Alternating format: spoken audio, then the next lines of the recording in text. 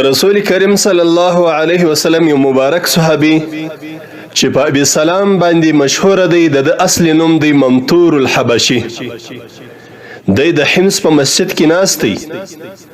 یو سړی چې تیریږي خلکو ورته وویل چې دا د رسول کریم صلی الله علیه وسلم خادم دی. هذا خادم رسول الله صلی الله علیه وسلم. د الله د رسول صلی الله علیه وسلم خادم دی، د الله د رسول صلی الله علیه وسلم مبارک صحابي دی. دغه سړی و سیدنا ابي سلام ته ورولاړ سو او ورته ویل فقال حدثني بحديث سمعته من رسول الله صلى الله عليه وسلم لم يتداوله بينك وبينه الدجال. ای ابي سلامه، داسې یو روایت د رسول کریم صلی الله علیه وسلم راته بیان کا چې تا په خپله د رسول کریم صلی الله علیه وسلم څخه اورېدلی، ستاو او د رسول کریم صلی الله علیه وسلم څخه چې دا روایت ته کوې یو داسې څوک نه وي په مابینځ کې چې هغه درواغجن وي. ابي سلام رضی الله عنه ورته وویل فقال سمعت رسول الله صلى الله عليه وسلم يقول من قال إذا أصبح وإذا أمسى رضينا بالله ربا وبالإسلام دينا وبمحمد صلى الله عليه وسلم رسولا إلا كان حقا على الله أن يرضيه. کچیری یو انسان سهار او ماښام دغه کلمات ووایي رضينا بالله ربا وبالإسلام دينا وبمحمد صلى الله عليه وسلم رسولا، الله تبارک وتعالى به دغه انسان څخه راضي سي. د حدیث شریف روایت ابو داود او ترمذی دواړو کړی دی. په بل روایت کې راځي د سیدنا ابي سعید رضی الله عنه چې رسول کریم صلی الله علیه وسلم و فرمایل که څوک دغه کلمات درې وارې سهار او درې وارې ماښام ووایي نو الله تبارک وتعالی به جنت ورته واجب کړي. دا څونه لوی پیغام دی، دا څونه لویه خبره ده. او د دغه روایت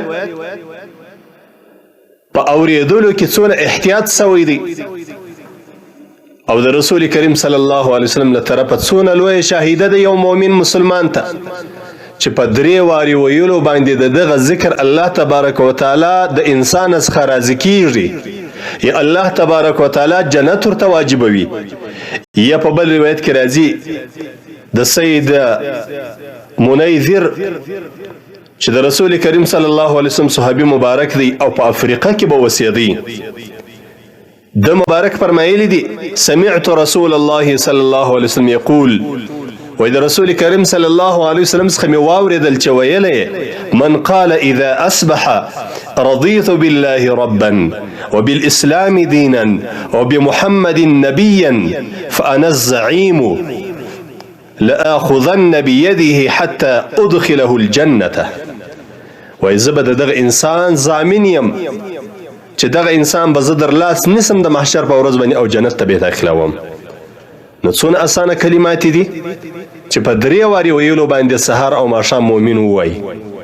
الله تبارک وتعالی دغه اعزاز ور نصیب کړي چې الله به ځینې راضي سي.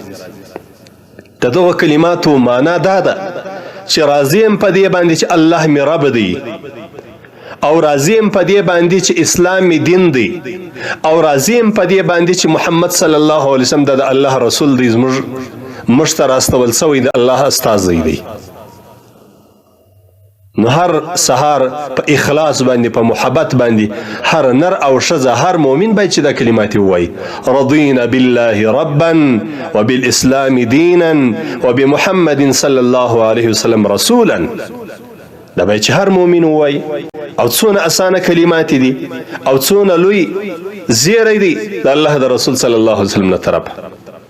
په روایت کې د مسلم شریف راځي وجبت له الجنه، الله تبارک وتعالی به دغه مؤمن ته جنت واجب کړي د دغه کلماتو په ویلو باندې.